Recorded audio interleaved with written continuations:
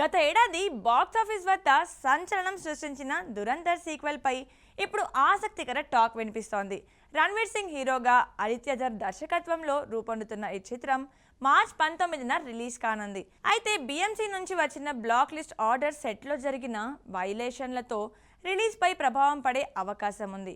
యష్ టాక్సిక్తో పోటీగా ఉన్న ఈ సినిమా అనుకున్న టైంకి వస్తుందా అనేది ఆసక్తికరంగా మారింది. ఈ విషయం గురించి పూర్తి వివరాలు చూద్దాం. Dhurandhar sequel Dhurandhar the revenge March 19న రిలీజ్ కానుంది.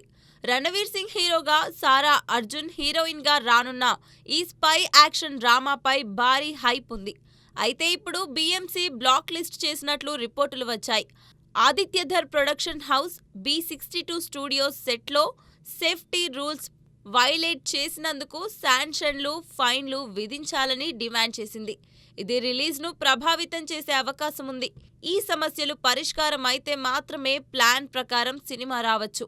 అయితే దర్శకుడు, నిర్మాతలు రిలీజ్ ఆన్ టైం జరుగుతుందని చెబుతున్నారు.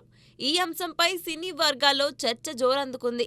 మరి భారీ అంచనాలతో యష్ టాక్సిక్తో పోటీగా ఉన్న ఈ సినిమా అనుకున్న టైంకి వస్తుందో లేదో చూడాలి.